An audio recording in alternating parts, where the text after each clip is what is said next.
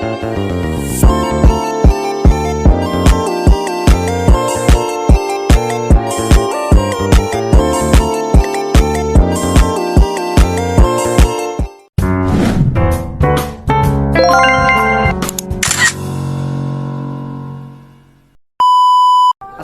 warahmatullahi wabarakatuh. Perkenalkan, nama saya Mamun Najib.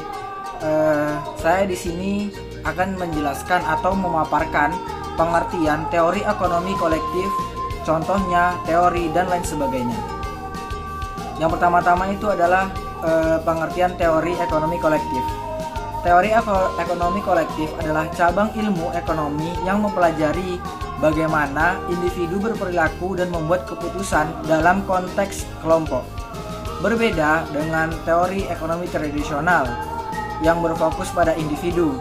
Teori ini mempertimbangkan bagaimana interaksi dan kerjasama antar individu dalam kelompok dapat mempengaruhi keputusan ekonomi, alokasi sumber daya, dan hasil ekonomi.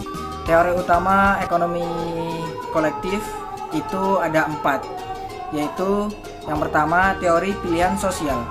Teori ini mempelajari bagaimana sekelompok individu membuat keputusan kolektif ketika memiliki preferensi yang berbeda.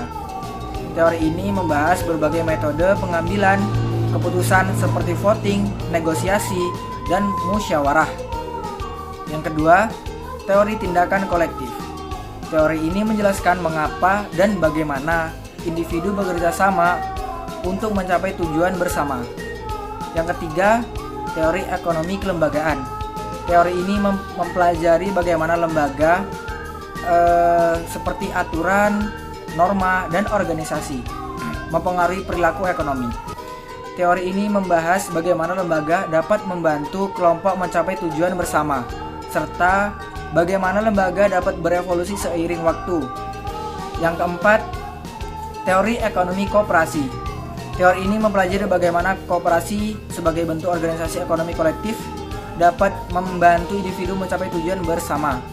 Teori ini membahas berbagai jenis koperasi serta bagaimana koperasi dapat beroperasi secara efisien dan efektif. Untuk yang selanjutnya adalah contoh penerapan teori ekonomi kolektif. Yang pertama, pengambilan keputusan dalam pemerintahan. Yang kedua, pembentukan serikat pekerja. Yang ketiga, pengembangan koperasi. Manfaat mempelajari teori ekonomi kolektif yaitu memahami bagaimana kelompok membuat keputusan dan bekerja sama dalam mencapai tujuan bersama. Menganalisis berbagai bentuk organisasi ekonomi kolektif seperti koperasi dan serikat pekerja. Pengembangan kebijakan dan program yang dapat membantu kelompok mencapai tujuan bersama. Kekurangan teori ekonomi kolektif sendiri yaitu sulit untuk menerapkan teori ini dalam praktek karena kompleksitas perilaku manusia dan interaksi sosial. Asumsi yang digunakan dalam teori ini mungkin tidak akurat dalam dunia nyata. Teori ini mungkin dapat menjelaskan semua aspek perilaku ekonomi kolektif. Teori ekonomi kolektif adalah bidang studi yang kompleks dan terus berkembang. Dengan mempelajari teori ini, kita dapat memahami bagaimana kelompok membuat keputusan, bekerja sama, dan mencapai tujuan bersama dalam konteks ekonomi. Selanjutnya, peran ekonomi kolektif. Ekonomi kolektif memainkan peran penting dalam berbagai aspek kehidupan ekonomi dan sosial masyarakat. Ada beberapa peran ekonomi kolektif. Yang pertama yaitu meningkatkan kesejahteraan masyarakat. Yang kedua, memperkuat solidaritas dan kerjasama. Yang ketiga, mengurangi ketimpangan ekonomi. Yang keempat, melestarikan sumber daya alam dan lingkungan. Baik, saya di sini akan memberikan contoh video tentang teori ekonomi kolektif sebagai berikut.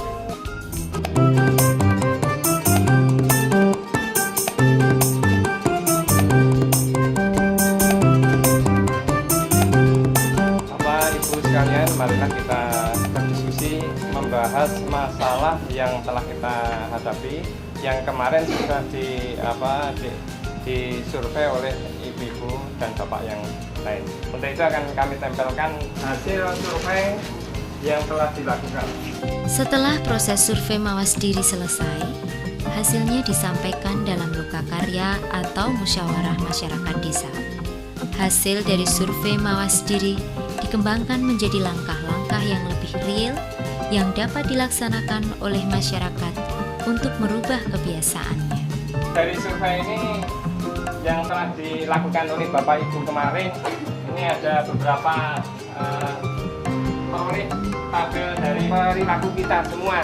Di antaranya adalah unggas biarkan berkeliaran, ayam dan itik dijadikan satu kandang, bangkai unggas untuk makanan hewan lain, tidak cuci tangan dengan sabun setelah kontak dengan unggas, makan telur dan daging unggas belum begitu matang, kurang paham bahaya flu burung. Dari prioritas yang telah ditemukan ini, mari kita tentukan mana yang lebih prioritas lagi, lebih penting lagi untuk segera kita lakukan. Dari perilaku manusia yang tidak cuci tangan setelah kontak dengan unggas, dari Dusun Jantung ada berapa keluarga atau ada berapa orang? 10. Dari Dusun 2 40. Dari Dusun 3 5. Berarti jumlahnya ada 55. Dari sekian ini, skala prioritas adalah tidak cuci tangan dengan sabun setelah kontak dengan unggas. Dalam lokakarya atau musyawarah masyarakat desa, dibahas tentang kegiatan apa saja yang akan dilakukan serta siapa yang bertugas menjalankannya. Petugas kesehatan berperan memfasilitasi penyusunan rencana tindak lanjut kegiatan yang akan dilakukan. Selanjutnya, bagaimana Bapak-Bapak dari hasil survei ini, tanggapan dari Bapak Ibu sekalian? Ya, silakan. Harus memberitahu warga supaya cuci tangan sekali pakai, Pak. Oh ya, baik. Kemudian yang lain ada?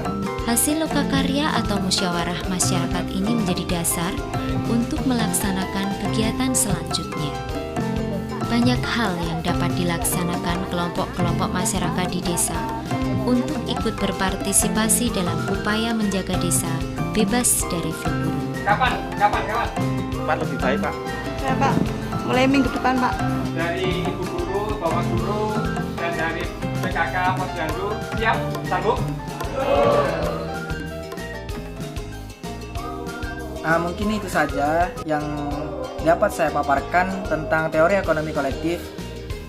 Apabila ada salah, saya mohon maaf.